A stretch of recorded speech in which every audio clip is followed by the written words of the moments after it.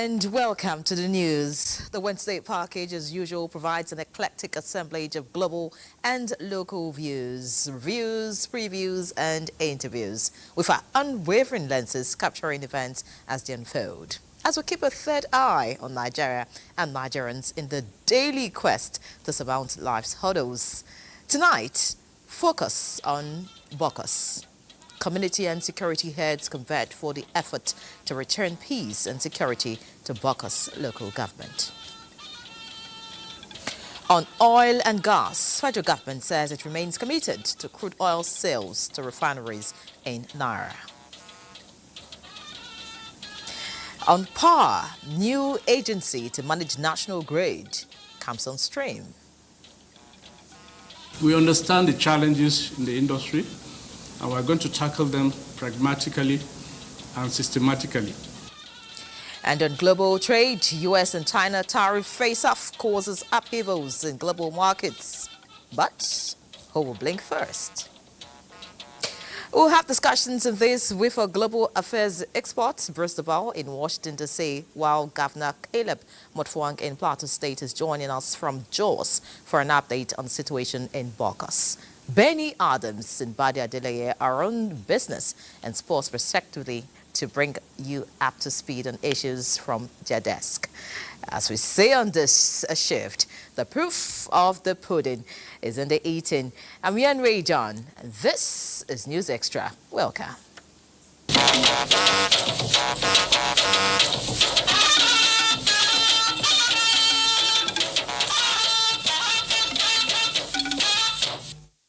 We begin from Plateau State tonight, specifically in Bokkos, where the Deputy Inspector General Operations of the Nigeria Police Force, Kwazi Dali, is calling on Bokkos community in Plateau State to report suspicious movements to security personnel for action.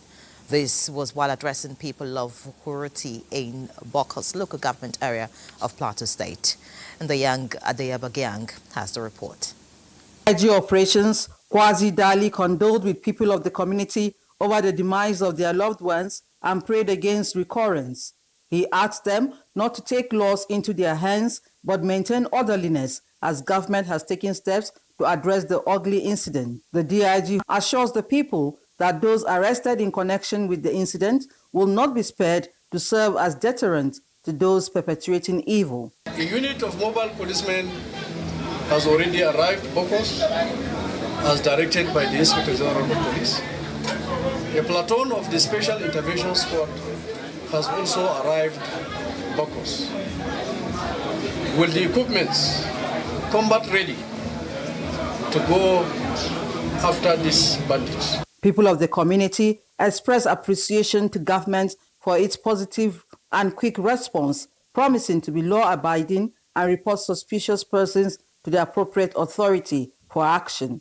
Meanwhile, the DIG operations later held stakeholders' engagement with the community in Bokkos, Indenyan, and the Abuja, NTA News. And this is not the first time security heads will be visiting the scene of tragedy in Bokkos. The National Security Advisor, Malam Nuhu Ribadu, and Chief of Army Staff, Lieutenant General Olufemi Oluyede, earlier visited the affected villages and promised to put a stop to the cycle of violence on the plateau. We're talking about our aspect of the job. We're going to see how we can enhance the security of this place by inducting more men, inducting more enablers, and maybe from there we'll take it on. Nigeria will continue to be grateful to the members of the armed forces and the security services. We are going through tough times, difficult times, but it's not going to be forever. The issue of security is for all of us. Everybody do have a role to play, particularly communities, those who have been living together for years and decades. And still on the situation in Plateau State, we have the governor, His Excellency Caleb Mutfwang, joining us now, the governor of Plateau State. Many thanks, Your Excellency, for joining us. We condole with you over the Bokkos killings. Caleb Mutfwang. All right. Now, following the attacks, you visited the victims in the particular area, affected. What is your assessment of the situation?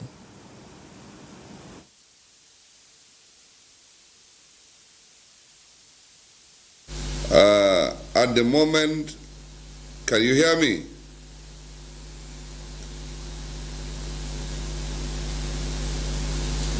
Can I go ahead?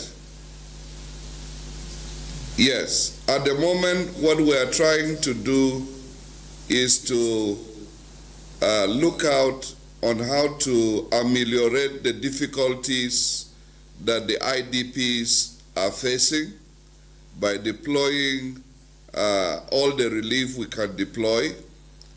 At the same time, we are reinforcing security in the areas that have been attacked and other possible areas that we feel are vulnerable and the attackers could turn their attention to. We are glad Mr. President has shown enough commitment and concern towards the plight of the people in Bokkos. The heads of security agencies have equally risen to the occasion, and at the moment, what we are trying to do is damage control, damage limitation, and making sure that people regain confidence to go back to their normal activities. We are still taking stock as to the actual number of deaths, and we hope that by the end of this week we would have had sufficient information on that. We want to avoid speculation, but certainly I can tell you that the casualties are not less than 50. And we hope that the corpses we have seen so far would be the only corpses that have fallen victim to this unjust, unnecessary, unprovoked attack on the people of Bokkos local government of Plateau State. Your Excellency, it's indeed a very sad development, and of course, we're sharing your grief. But what measure has the state taken to end these wanton killings?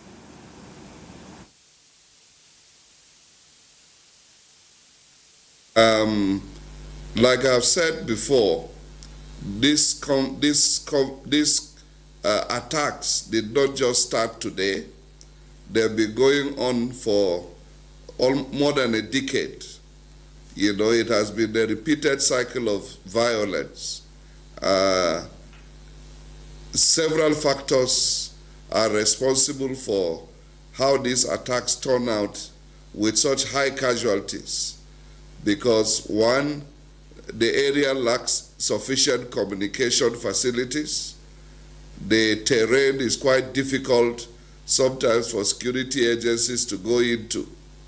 Now, what we are trying to do is to deal with these matters headlong, see how we can open up more of those rural roads, and as well, we are discussing now how to facilitate better communication around that area. But by and large, we have reinforced security, and we are continuing to do so.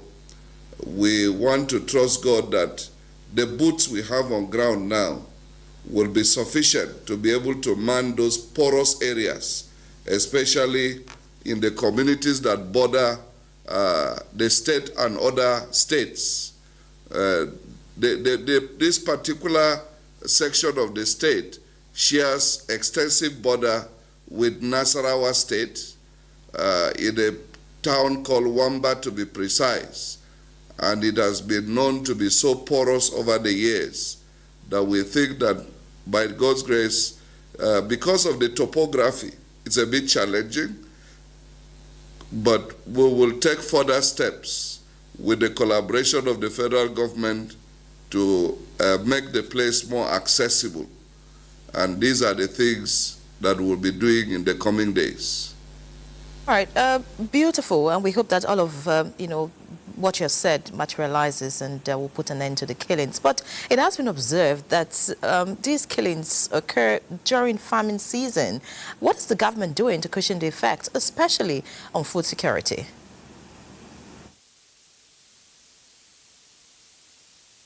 Like I was saying, talking about stopping it completely, it is something that will keep deploying all the resources at our disposal, and we hope that it will serve as sufficient deterrent to these criminal actors. We have made some useful arrests, and we are hoping that we will be able to prosecute them upon thorough investigation. Now, like you observed, this thing normally happens at the onset of the rainy season, at the onset of the farming season. It looks like a calculated and deliberate attempt to be able to intimidate disorganized farmers from going to farm.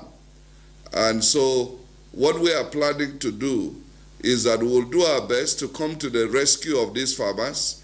They are at the moment very demoralized. So we'll trust God to move in tractors to help them to cultivate those farmlands so that they will not lag behind, and then we'll be able to support them with other farming implements and other investments that we can help them to make in the little space that is left for them.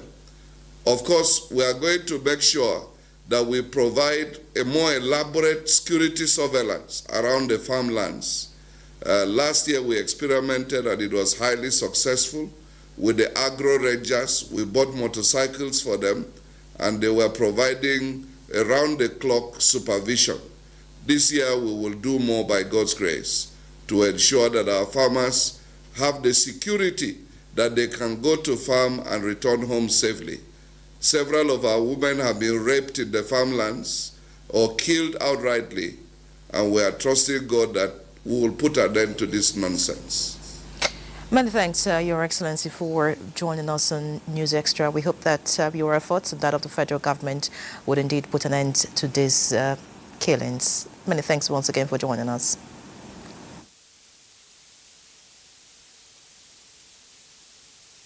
That. All right, that's the Governor of Plateau State, His Excellency Caleb Mutfwang, joining us for a conversation on News Extra there. Now, away from Plateau State, Nigeria's solid mineral sector is attracting more foreign investment as the Chinese group Zhonghang Katai concludes arrangement to invest a startup sum of 800 billion naira. This was disclosed when the delegation of the group from China met with the Senate Committee on Solid Minerals for discussions on the investment plan, in line with Nigeria's economic diversification drive through bilateral trade relations. The mineral sector is in the nearest future going to surpass the oil that Nigeria is depending on. We will appreciate if you can do value addition by setting up processing plants, particularly in Nasarawa and Kebbi, where we have solid minerals in abundance. Leader of the delegation, Mr. Chan Tuan, who spoke through an interpreter, said they are aligned with the laws of Nigeria as a process for license acquisition has been followed. He stated further that the second tranche of investment is worth $1 billion and hopes the committee would assist the group as it navigates the solid minerals business environment. In other news, the Chairman, House of Representatives Committee on Petroleum Resources Downstream, Ugochinyere Ikegwonu, has expressed confidence in the ability of the new board of the Nigerian National Petroleum Company Limited, NNPCL, to deliver on its mandate. In a statement, the lawmaker commended President Tinubu for choice of members of the board, while urging the new NNPCL's Group Chief Executive Officer Bashir Bayo Ojulari and his team to work at expanding the gains being recorded so far in the oil sector. The lawmaker assured that the House Committee on Petroleum Resources Downstream will ensure thorough oversight of industry activities to enable Nigerians to reap the benefits of ongoing reforms carried out by the federal government in the sector. Meanwhile, the federal government has reaffirmed its commitment to the continued implementation of the crude and refined product sales in Naira initiative. At a technical subcommittee review meeting, the Minister of Finance, Wale Edun, says the initiative is a strategic policy aimed at strengthening local refining, enhancing energy security, and reducing the demand for foreign exchange in the domestic petroleum market. The committee focused on reviewing progress made so far and addressing emerging implementation challenges. Stakeholders unanimously emphasized that the initiative is not a temporary or stopgap measure, but a core policy directive of the Federal Executive Council, while acknowledging the complexities involved in executing a policy of this scale. The committee noted that implementation challenges are being resolved through active collaboration among relevant agencies. The initiative, they affirmed, remains in force and will continue as long as it aligns with national economic priorities and the public interest. This is News Extra. More news. Please stay with us. Many thanks for staying with us. In an increasingly interconnected global economy, the impact of major powers like the United States cannot be ignored, especially when it comes to tariffs and trade. As the U.S. revises its tariffs policy, the ripple effects are being felt across continents, including right here in Africa. In this report, Musa Abubakar takes a deep dive into the African perspective, Nigeria's strategic position, and the broader trade dynamics among African blocs. China in tariffs. The U.S. tariffs policy, often shaped by political, security, or economic interests, continues to create waves across global markets. The new tariffs from the United States will create a global shift in how trade is done and also who the players in trade will be.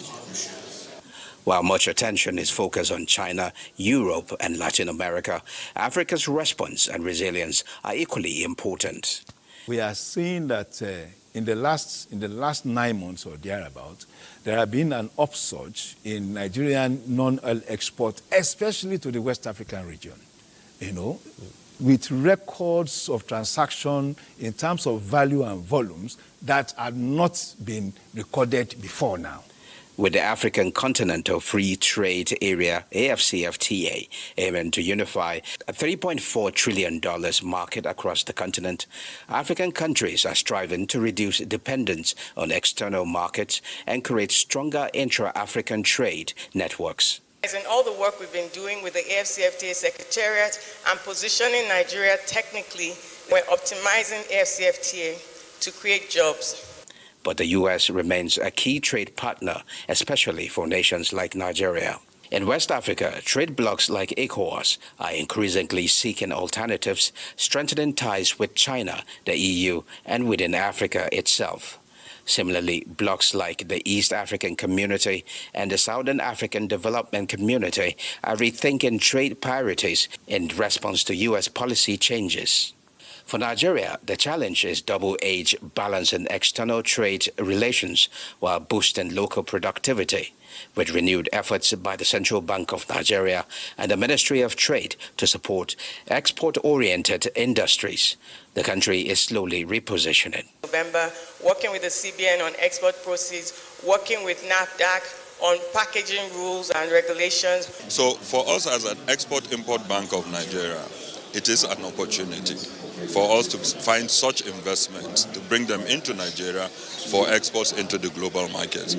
As the world navigates shifting trade alliances and power plays, Africa's voice is growing louder. For Nigeria, the goal is clear: leverage regional blocs, strengthen local industries, and remain an influential player on the global trade stage. In Abuja, I am Musa Abubakar, NTA News. Many thanks, Musa, for that report. Now joining us for a discussion is Bruce Duval, all the way from Washington, D.C. Bruce, how you doing? Good to see you. Hello. Hello, Ian Ray. It's very good to see you. Same here. In our previous interactions, it's been about politics, but today it's a different twist. We're talking about the economy. And not long ago, President Donald Trump has, a further increased tariff on Chinese goods to 125%, reciprocating 85% by Chinese authorities. How long would this go on? Well, I don't know. It has to come to some endpoint, of course. But basically, I think there's two ways of looking at this. One, the negative way is President Trump is trying to impose his will and to dominate world trade in a very heavy-handed way. The other way to look at it is he's trying to equivocate. He's trying to rebalance. China has a great many opportunities and advantages that most nations don't.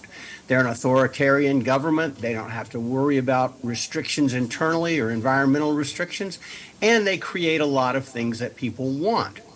So they've dominated the economies because of these artificial internal restrictions. All President Trump's tariffs are doing are imposing external restrictions and basically saying, hey, look, we need to even the playing field. And it all comes down to, Ray, as you love to say, and I love that phrase, the proof is in the pudding and the eating of it. Who needs what, when, where, and how much are they willing to pay?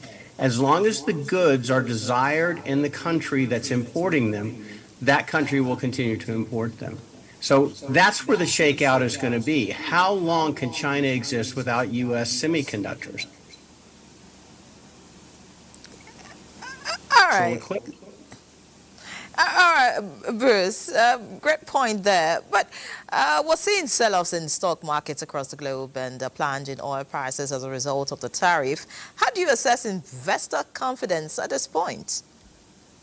Well, I think that what the stock markets react in real time and quickly. It's sort of a knee-jerk quick reaction, and there's not a lot of contemplation. Contemplation occurs over time. The market has a way of adjusting itself. But as I love to say, coming from an agricultural background and from the country, the stock market represents about 7 to 10% of the U.S. economy. Farmers represent about 40% of the U.S. economy.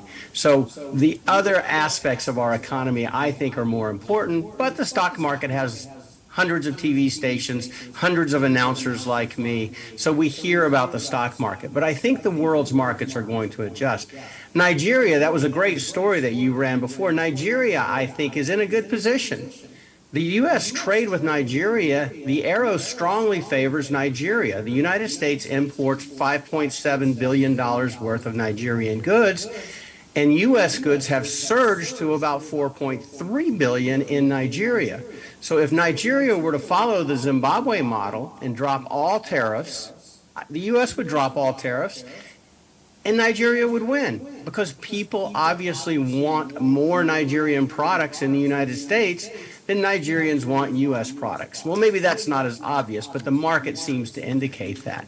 So Nigeria, I think, is in a good position to increase its strength by acting positively and perhaps removing trade restrictions and participating because they are going to be and they are a great participant.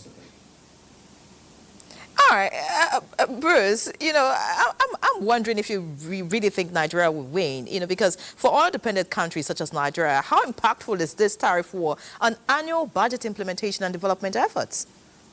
Well, I think that's a great question, but remember, there's artificial restrictions that the oil-producing nations place upon themselves. They created their own cartel. They don't play freely and openly on the market. They're part of the deal that sets prices. So if there are other countries that are oil producers that have to lower prices to compete, then Nigeria is forced, because they're part of the cartel, they're one of the nations. So it's not an open market, but it is a great point. I don't think Nigeria is going to suffer in the long run, though. What I think will happen, I hope Nigeria's economy will be awakened and say, hey, we can do this. We got this. We can produce products that the world wants. We have to get out of our own way. I know in Europe, Nigerian produce, Nigerian tomatoes are highly favored. They're avidly sought after by chefs, and they can't get them most of the time. Frankly, because there aren't a lot of Nigerian packaging and canning companies. So if those economic sectors can be identified, I think Nigeria can really, really flourish outside of the oil economy. But as you say, the oil economy is primary, and that is a concern. They are going to be hurt, and we're already seeing it by tariffs. But I don't think it's a direct relationship because of the artificial constructs that the cartel places on oil. And frankly, the cartel doesn't often think of West Africa when it thinks first. It thinks about itself, Saudi Arabia, the UAE, Kuwait. Nigeria is a player at the table, but I think they'll tell you they're not sitting at the head of the table. So those policies are not necessarily direct in a relationship to Nigeria as it relates to world trade. Many thanks, first of all. Very interesting speaking with you tonight, I must say. Maybe I should say you're a political and economic analyst. I'm sure when next talk about another sector, I may get to know some other parts of you. Thank you for joining us. Thank you so much. It's always great to see you. All right, now still talking about the economy, the Minister of Finance and Coordinating Minister of the Economy, Wale Edun, is advocating strategically harmonized trading activities in West and Central Africa to maximize the region's economic prospects.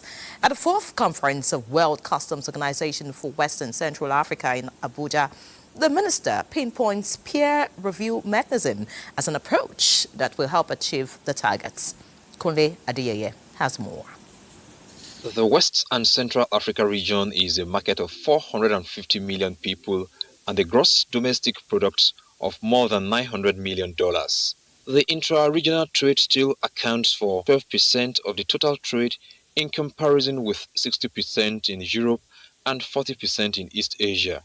Nigeria's finance minister gives a clue to bridging these economic gaps.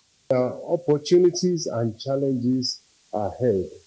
And customs are important in Nigeria. We not only have an unprecedented opportunity to boost intra-African trade, we have an urgent necessity to do so, given what is going on in terms of world trade. For the Comptroller General, Nigeria Customs Service, Adewale Adeniyi, customs administration in the region requires practical solutions, implementing technical aspects of the African Continental Free Trade Area Rules of Origin and other trade facilitation instruments and fragile borders.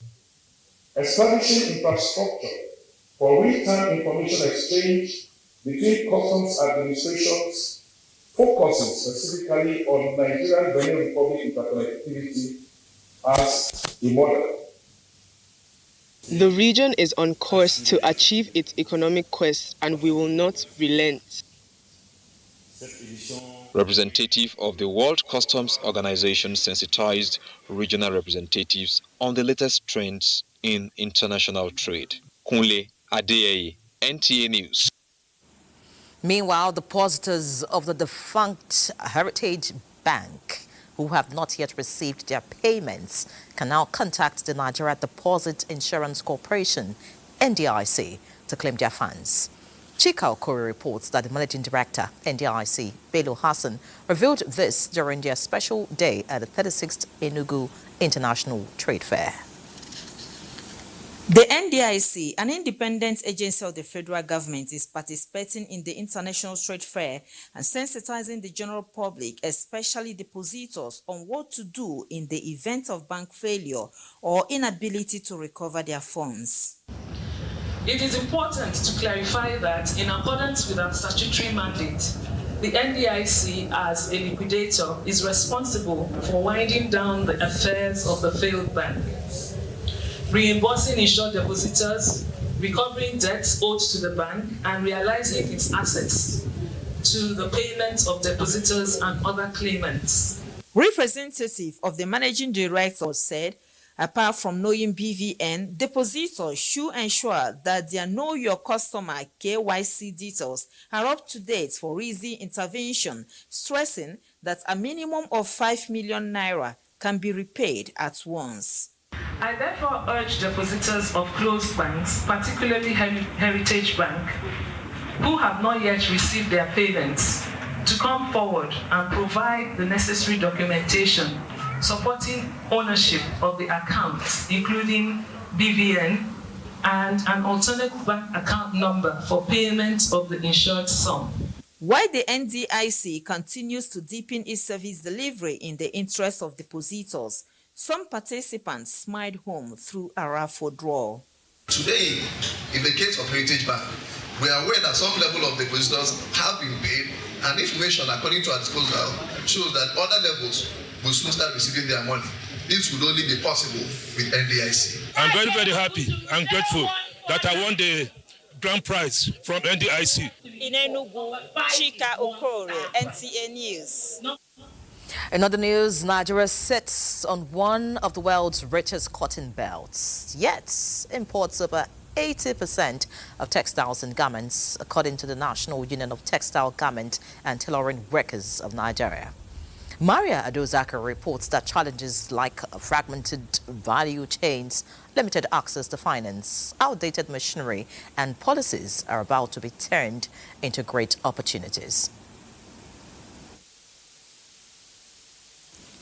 From the cotton farm to the clothing store, every part of the chain needs to be connected to thrive.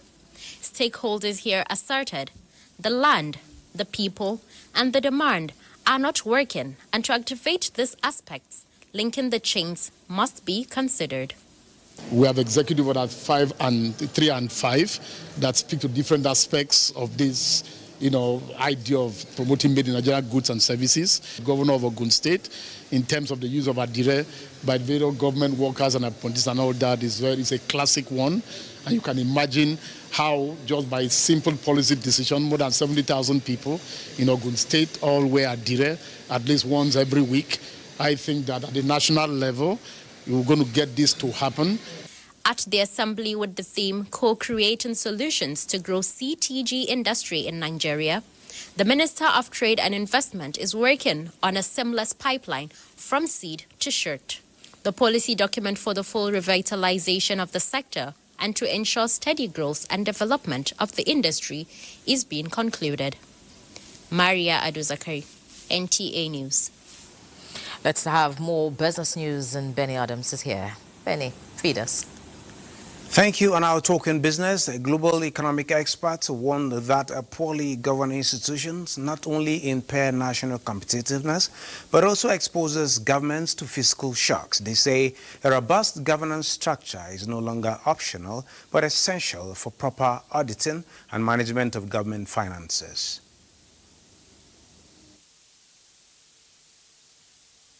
Maintaining the independence of the internal auditors will always elevate, the corporate governance of every institution, whether private or public. And these are achieved when they have built enough confidence, given the right authority, created the necessary independence, and built in relevance for the internal audit function. It's about that commitment to do the right thing ethically. Once we're serious about development, everything else we need to do will come to us naturally. People that want to invest in us will see that we're now serious. Play your impact to achieve organizational objective.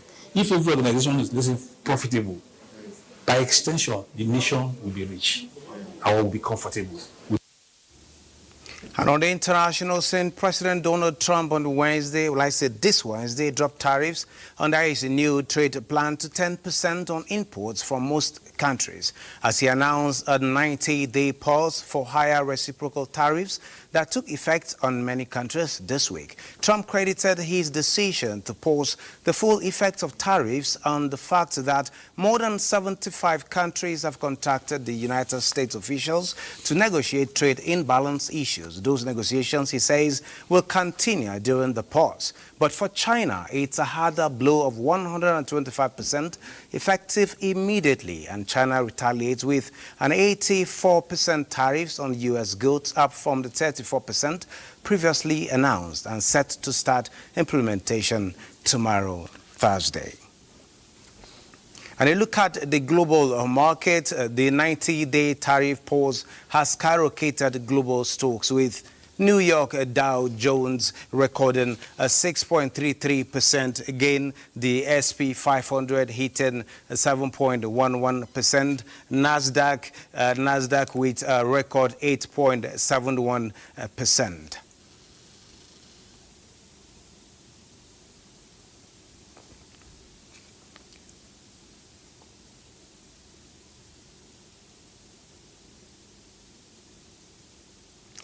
And now looking at Nigerian exchange, the Nigerian exchange group on Wednesday closed bearish, reversing the whole gain recorded in the previous session as investors took profit in telecoms, banking and industry stocks, leading to an all-share index dipping by 18% basis points to close at 104,187 basis points, down from 104,376.73 basis points on Tuesday, while investors lost 119.22 billion naira as market capitalization decreased to 65.43%. Somewhere in South Africa GSE top 40 went down 2.0%, and Tunisia Tune Index at this point, Tunisia is in green, appreciating marginally by 0.38% to close at 10,998.21 basis point. Well, this is it on business. Nyeri, you can take it from here.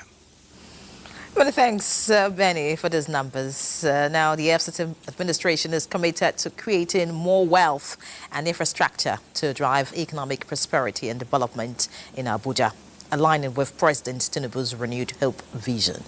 FCT Minister Nyesom Wike, represented by the FCT Minister of State, stated this during the inauguration of the Guzape Mall, a significant addition to the city's infrastructure. Abdullahi Ajia reports. Officially declare Guzape Mall open today.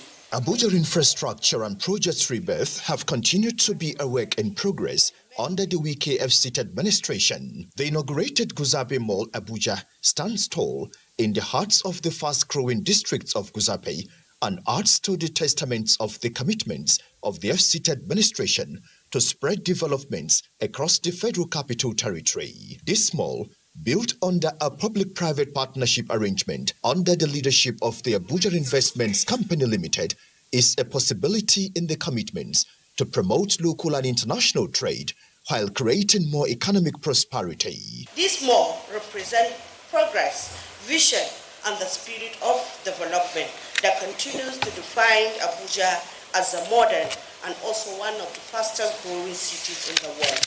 Having this shopping complex in Guzape district, I think is a welcome thing. In recent times, the nation's capital, Abuja, has witnessed the proliferation of formal markets, opening up the business and investments climate to small, medium, and large business players. We look forward to moving our project, decentralizing them, so that it will reduce traffic and then it will be accessible to the common man. Thanks to the Minister FCT, Honorable Nyesom Wike, that he has done a great deal of infrastructure that has actually enabled us to produce this, what I call a community nerve center.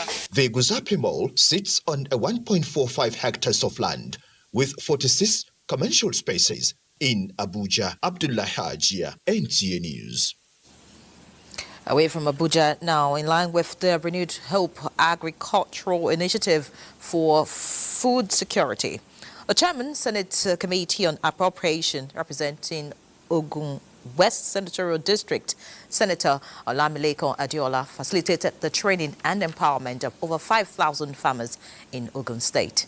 Lekon Agbonde reports that the beneficiaries got equipment like tractors and other farm implements, farm inputs as well, and some cash grants. Let's see this. Huge, and one of the initiatives inspired by the 7-point agenda of Senator Olamileko Adiola, the senator representing Ogun West Senatorial District, under the Renewed Hope Agricultural Initiative for Food Security in Nigeria. Although Senator Olamileko Adiola arrived at the venue of the empowerment program holding a hoe and cutlass, the beneficiaries received modern agricultural equipment and improved farm inputs targeted at addressing the challenges of low productivity, lack of training in modern agricultural practices, costly farm implements, seedlings, and limited access to finances. The benefiting over 5,000 farmers were empowered with 20 tractors, 184 tricycles, 536 water pumps, 2,800 sprayers, 10,560 bags of NPK fertilizers. They also received cash grants of 100,000 naira each. On my part, as your representative, and pursuant of the renewed hope agenda, and to complement the work of the performing governor, Prince Abiodun, I will continue to facilitate projects in the area of infrastructural development, educational advancement, accessible and affordable healthcare, as well as security of lives and property. This is what we have been dreaming of in our cluster. We have problem of bringing our produce from the farm down to town. But with this tricycle, Yayi has alleviated our suffering. This is a very good thing and is encouraging to the farmers. I've never seen in this form. I've never witnessed this thing in my whole life of 40 years and above. Some stakeholders commended the senator. Federal University of Agriculture is here to identify and to felicitate with this wonderful initiative. It should be a clarion call to all political government. This is what we call empowerment. As we equip these farmers with the tools to enhance productivity, improve resilience, and embrace sustainable practices, we are laying the foundation for a more resilient and prosperous agricultural sector. It is expected that with the massive agricultural intervention, there will be a boost in the food production chain in Ogun State and beyond. From Ilaro, Lekon Abade, NTA News. Meanwhile, to complement the effort of the federal government, NNPC Foundation has trained 1,000 vulnerable farmers in climate-resilient farming techniques, soil and water management, organic fertilization, and post-harvest loss reduction strategies. Chika Okorie reports that the training in Enugu State was flagged off at Nsukka local government area. Statistics show that despite the fact that agriculture remains the main source of livelihood for over 70% of the population, an estimated 31.5 million Nigerians face food insecurity across the 6 geopolitical zones. Against this backdrop, while flagging off the initiative, Governor Mba reaffirmed the administration's commitment to ensuring food availability, accessibility, and sustainability. After training, we don't just allow the trainees to go. We give them startup kits. You understand? We follow them. We do what we call post-training assessment to ensure that they put what they have been taught into use, and to also ensure also that they don't just employ themselves, they employ at least 2 persons.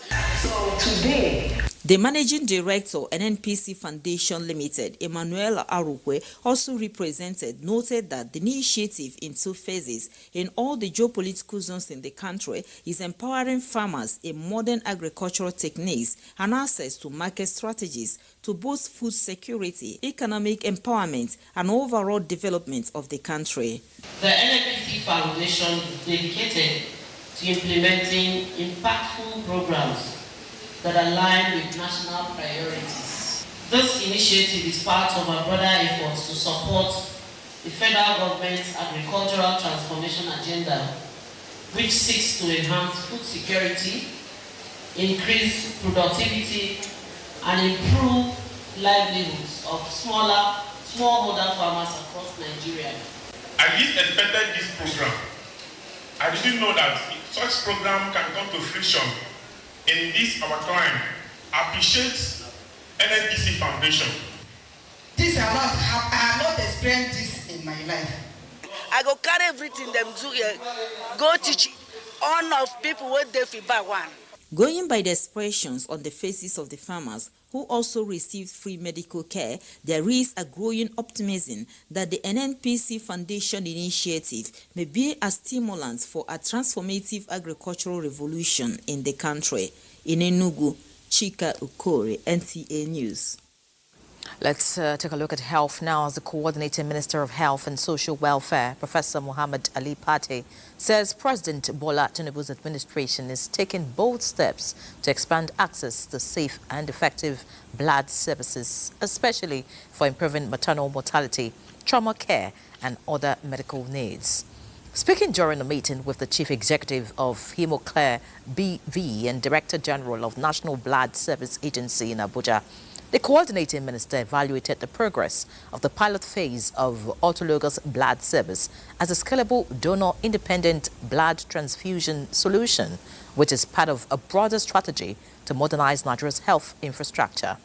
The coordinating minister notes that alongside ongoing investment in federal tertiary hospitals and cancer treatment infrastructure, This new focus on blood safety and availability will help reduce maternal mortality, support trauma care, and serve patients with conditions like sickle cell disease and cancer. Representatives from the Presidential Initiative for Unlocking the Healthcare Value Chain were also in attendance as discussions moved towards developing a sustainable model for national scale-up in conformity with United Nations Sustainable Development Goal 3.8 on access to essential health services for equitable health access for all Nigerians. A deliberate decision of this government. The device is a very simple one that intra-op can salvage the cells, wash, filter and wash, and then reinfuse to the patient during the surgery. So currently we are doing it in surgical patients, general surgery patients, and we hope to also deploy it to the obstetric patient in order to complement your efforts.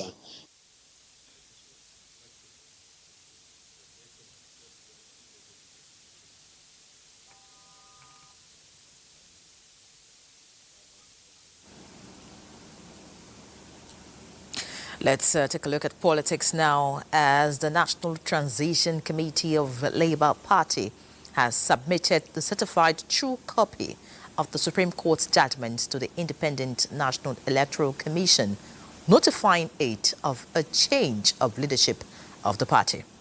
Just as a third faction of the party has emerged, with former Deputy National Chairman of the party, Lamidi Apapa, laying claims to the chairmanship position of the party. National Transition Committee of Labour Party has formally submitted the certified true copy of the Supreme Court judgment to the Independent National Electoral Commission, notifying it of a change of leadership in the party. This is the fallout of the NEC meeting conveyed by the governor of Abia State, Alex Oti, and the former presidential candidate of the party, Peter Obi. The NEC meeting, which had National Assembly members and other political office holders in attendance, resolved that with the Supreme Court judgment, Senator Nenedi Usman has formally taken over the leadership of the party and notified INEC of the new development. The NEC mandated the new leadership to set out modalities for the conduct of congresses from wards to state level and a national convention that will be all-inclusive. The rebuilding of our party starts today. I want to also commit that I will stand by the caretaker committee. I will support them anyhow I can to ensure that the process is completed in no distant future so that our party can take. Nobody is excluded. I will ensure fairness. We want to build a party that will be fair, a party that will be just, a party that people can look at and say, this is how this party is. Let us remain firm as a family. Meanwhile, a third faction of the party has emerged, with former Deputy National Chairman Lamidi Apapa laying claims to the chairmanship position in acting capacity. Lamidi Apapa's claim is that since the Supreme Court's judgment has nullified the March 2024 convention and sacked Abure from office, the party has to return to the old executive in which he was the Deputy National Chairman and now the right person to take over the leadership of the party. Still on politics, ahead of the governorship election in Anambra State, most political parties through their primaries have produced their party's standard bearers. The fallout throws up the place of party ideologies.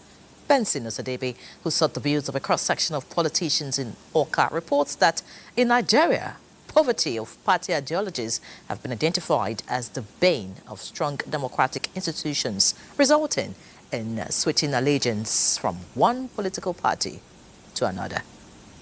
It is served as a vehicle of which political actors use to get to their destination, which is political power. These political parties are guided by principles. Politics, a chess game fraught with intrigues over who gets what, when, and how. In politics, ideology is said to serve as a guiding principle for parties and political actors. This, political players believe, influences their stance on key issues, policy decisions, and overall governance. In Nigeria, the likes of Dr. Nnamdi Azikiwe and Chief Awolowo built their parties around distinct ideologies such as Zikism and Awoism, respectively. If you feel you're popular, if you feel that people loves you, if you feel that people need your service, you must have to be in one party. Because of their personal selfish ambitions of wanting to find a shortcut to get to what they have. Most of these platforms have been sidelined. They are no longer as effective as they used to be. The level of politicking we are experiencing today in Nigeria is self-interest. In deepening Nigeria's democratic process, party cohesion, informed decision-making, and clear voter choices guided by ideological convictions are said to be sure ways to engender democratic development in Nigeria. From Oka, Benson Osadebe, NTA News. Let's pause here. There's more news after the break. Please remain tuned. Many thanks for remaining tuned. In recent times, the frequency of great collapse or disturbances have put to question the reliability of the nation's power supply chain. To restore customers' confidence and ensure efficiency of the grid, the federal government unbundled the Transmission Company of Nigeria, TCN, with a new agency, Nigerian Independent System Operator, NISO, to manage the grid. Joshua Ojito reports on prospects of NISO and stability of the grid. Electricity customers and industry players yearn for a reliable grid that will transmit quality and uninterrupted power supply, and their voices were heard as the industry birthed new agency, Nigerian Independent System Operator, NISO. In line with the Electricity Act 2023, NISO will take charge of system operations, managing load allocation from generation companies to distribution companies and eligible customers, while the transmission service provider, TSP, will now oversee TCN physical infrastructure that include transmission towers, power lines and substations. With the successful unbundling of TCN into two agencies and inauguration of NISO board and management by the Vice President Kashim Shettima, the journey has begun for NISO to instill discipline and orderliness in the electricity market for stability of the national grid. We understand the challenges in the industry, and we're going to tackle them pragmatically and systematically. We're going to deal with these problems, like I said, it's a journey. We are starting from somewhere, and gradually, definitely with speed and quality, we shall be there to make sure that Nigerians enjoy steady, reliable electricity supply. With the National Control Center, Osogbo, as its first port of call to ensure operators align with the vision, mission and objectives of the new agency, NISO is expected to be a game changer in the industry, thereby ending frequent cases of grid collapse and disturbances. Joshua Ojito, NTA News. And away from the power sector, let's look at road safety. Just imagine having an articulated track in front of you and on the verge of overtaking it. You realize the person behind the wheels of the 22-tired vehicle is a young person. What will you do? Well, a typical scenario at different quarters is raising questions of why the increase of such in the society. In this special report, Oyeyemi Ajayi takes on the story of Omolade Ademola, a 22-year-old female truck driver. They say driving an articulated vehicle isn't just for anyone. It's a job for the matured, the brave, and most importantly, the certified. Why? Because these aren't your everyday sedans. They are beasts on the highways, long, heavy, and unforgiving in the wrong hands. So when you see a fresh-faced driver, barely in their 20s, gripping the wheel of a cement-loaded truck, it raises more than just eyebrows. It raises serious concerns. Now, we are talking accidents, 4 every single day on average, involving trailers and tankers. And according to analysts, a troubling number of those are traced back to younger, less experienced drivers. Now, let's take Omolade Ademola. She's 22 and a truck driver. To many online, she's a sensation, brave, fearless, Some even call her a heroine. She's been behind the wheels of articulated trucks for 3 years now, navigating Nigeria's highways from state to state, hauling cement loads like a pro. But not everyone is cheering. To the Federal Road Safety Corps, it's not about what a man can do, a woman can do better. It's about what the law says. She's just 22, which is far, far, far from the qualified age to drive articulated vehicle. He never even learned how to drive smaller cars, which is an indication that he has failed the first test of going through the first either private or commercial smaller cars before you can even apply to drive articulated vehicle. Omolade's story isn't just a gender headline. It's a window into a bigger issue. Young, underage, and often uncertified drivers commanding giant machines that can kill with a single mistake. And while Omolade may appear confident behind the wheels, road safety experts warn that one confident driver doesn't erase the risk posed by many reckless ones. Subscription, letters and likes online won't fix this, but stronger enforcement, stricter certification and accountability might, before the next deadly mistake makes the news. Oyeyemi Ajayi, NTA News. Well said, Oyeyemi. We hope the FRSC will do the needful. Now, looking at other issues, the Minister of Police Affairs, Ibrahim Gaidam, has emphasized the need for interagency and regional collaboration to enhance security across the West African sub-region. This was at a high-level stakeholders conference on security with the theme, A Path to Regional Cooperation. Francis Fom has all the details.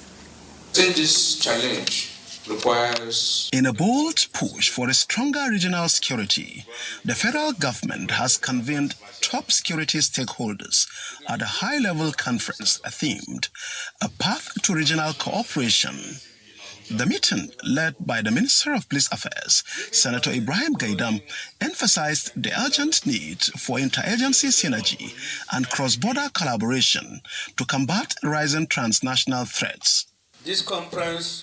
Senator Gaidam commended President Bola Tinubu's administration for its unwavering fights against insurgency, banditry, and cross-border crimes, reaffirming a national commitment to intelligence sharing, joint operations, and tougher anti-terrorism laws. Effective information sharing and cooperation among the countries in the region are critical to addressing these challenges. We must therefore prioritize long-term solutions aimed at addressing the root causes of insecurity.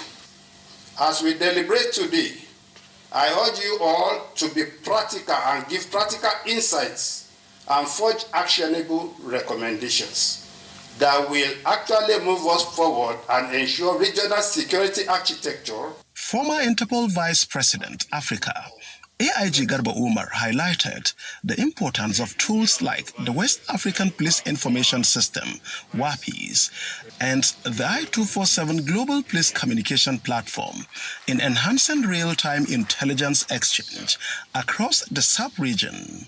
Please, all law enforcement agencies, go to the National Central Bureau, that is the NCB, responsible being the bridge between the LEAs, law enforcement agencies, and the national entities, as well as the Interpol headquarters.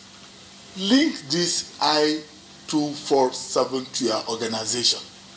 The conference aims to break long-standing barriers to cooperation and accelerate the adoption of the 19 universal legal instruments against terrorism, seen as key pillars for a safer terrorism-free West Africa. Francis Fom, NTA News. Meanwhile, the Minister of Information and National Orientation, Mohammed Idris, has clarified what he said concerning security in Borno State. The minister, in a tweet on his X handle, says that at no time did he dismiss Governor Zulum's security concerns or ask that he be ignored. He described that as completely false and should be disregarded. He urges all media platforms to be accurate and responsible in their reporting, stating that security is indeed improving in many parts of the country. even if acts of violence have not been completely eradicated. Mohammed Idris says security agencies are working round the clock to ensure that the situation in some parts of Borno State and others are brought under control. The synergy in the operations of security agencies, especially in the last 2 years, and the massive investment in hardware and other equipment, he notes, indicates the seriousness with which the federal government attaches to this issue.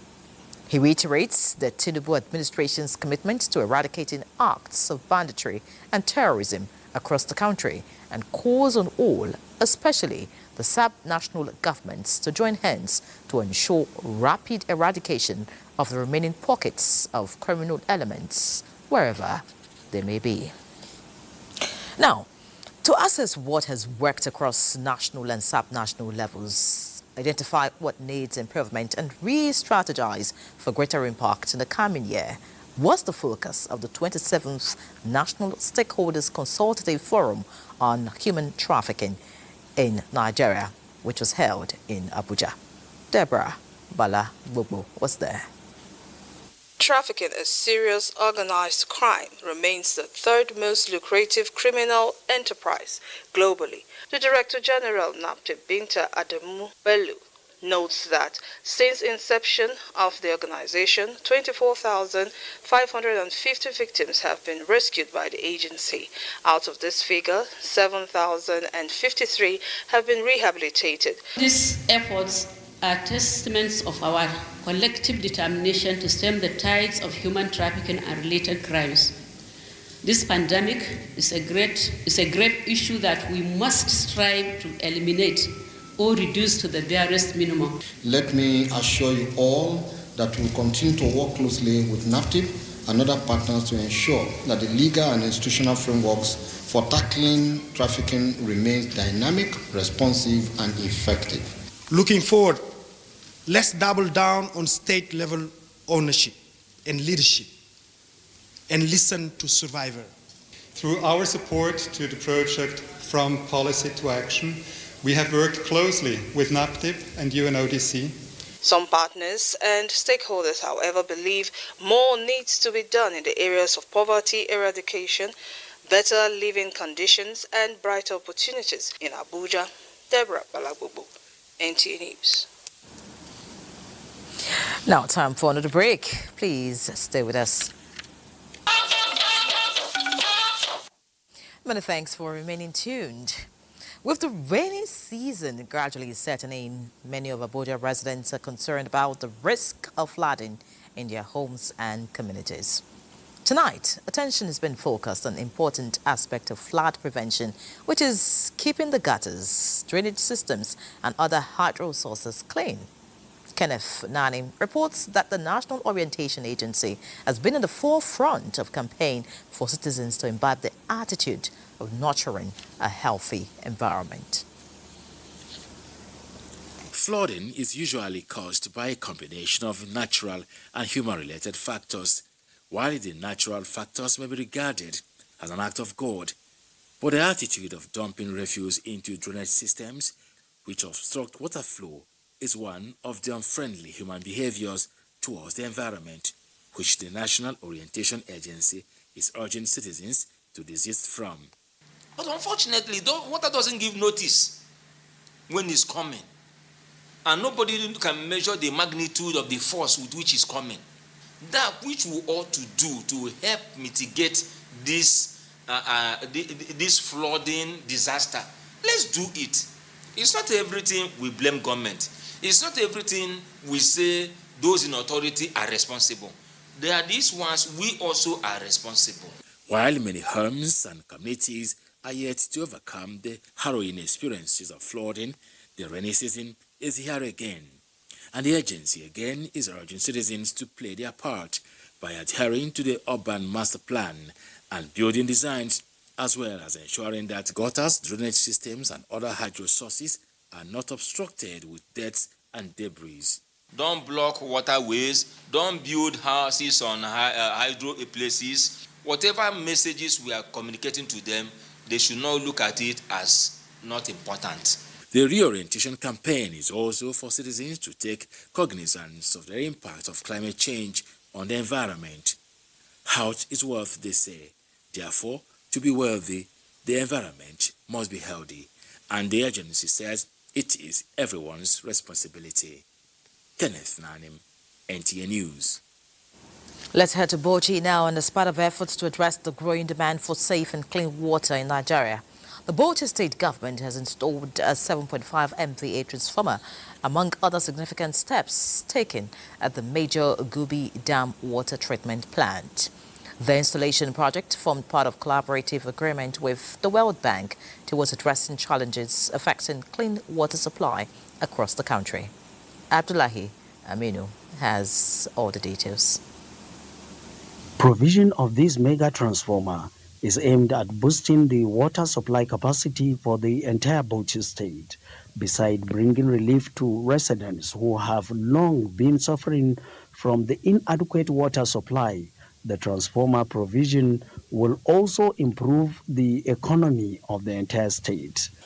With the support of the World Bank in collaboration with the state government, has swing into action to make sure that yes, the water project has been provided. By the installation and commission of this 7.5 MVA, inshallah, we will see great improvement in the provision of water supply in Bauchi Metropolis. The project is a demonstration of the Bauchi State Governor Bala Muhammad's commitment to overcome the challenge of electricity supply for the water treatment plant in Gubi Dam and to make the state a hub for economic growth.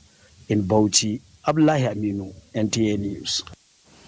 Chairman, Nigerians in Diaspora Commission, NIDCOM, Abike Dabiri-Erewa, has been conferred with another doctorate degree by Smart Island University in the Kingdom of Saudi Arabia for her humanitarian services and pioneering efforts in diaspora development. Saudi Arabia Registrar of the institution, Dr. Mohammed Dahidan Al-Mutari, said the award was bestowed on her due to her giant strides in humanitarian and diaspora affairs. Al-Mutari said her pioneering efforts in diaspora relations and other humanitarian gesture have been noteworthy. Receiving the award of honor, Abike Dabiri-Erewa thanked the Association of Nigerians in the Kingdom of Saudi Arabia for their efforts in mobilizing Nigerians in the kingdom in projecting the good image of the country. Another break is due. Please stay with us. Sports now, and Badi Adeleye is here. Badi. Many thanks, Nyere. Now, ahead of Nigeria's hosting of the 2025 African Arm Wrestling Championship, scheduled for July in Abuja, Vice President of the World Arm Wrestling Federation, Charles Osaya Sibe, in company of the African Tournament Director, Bosang Julien, have inspected facilities at the Moshood Abiola National Stadium, venue for the championship, led by the President, Nigeria Arm Wrestling Federation, Samuel Jackson. The team inspected the velodrome in Package A to ensure the facilities are up to set standards for the event. I've been to this facility. I know this velodrome. We only needed to come and confirm whether the facility was in good shape. The place is very, very nice. We see many things that we can do here. They're impressed with what we have, but we still need to improve on more, especially after the All African Games 20 years ago. And now straight to the court, where the quartet of Carthage of Tunisia, Zamalek and Al-Ahly, both of Egypt, and Kenya Pipeline, are through to the semi-finals of the 2025 Africa Women's Volleyball Club Championship in Abuja. Carthage saw off Leto of Cameroon 3-0. Same was the result for Kenya Pipeline against APR of Rwanda, while Al-Ahly and Zamalek recorded 3-1 victories over Kenya Prisons and Kenya Commercial Bank, respectively. Meanwhile, host Nigeria Customs Service and Chief of Naval Staff ladies shrugged off their round of 16 losses to record straight set wins in their respective classification matches on Wednesday. CNS beat Senegal's Okosim 25-23, 25-18, and 25-16, while Customs were at their very best in seeing off Club Omnisports Tecate of Cote d'Ivoire 3-0, 25-22, 26-24 and 25-12 in the last set. The Controller General of Custom, Adewale Adini, MFR, cannot invest this much in this tournament and end up with nothing.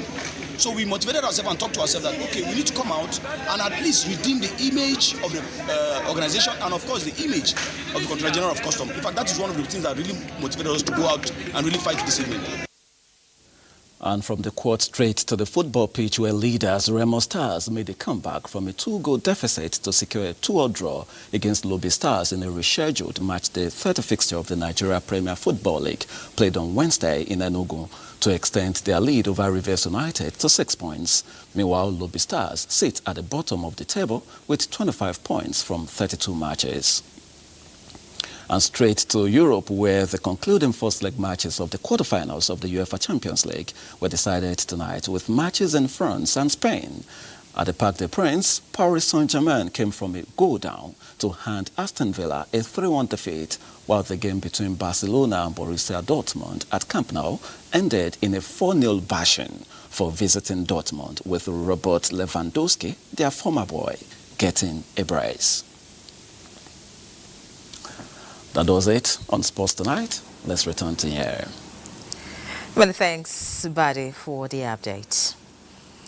The death has occurred of Prince Anene Ikechukwu Amamefuna, aged 72. Before his death, Prince Afamefuna held several positions and served diligently in the Federal Civil Service, remaining actively involved in private ventures and community development projects even after retirement.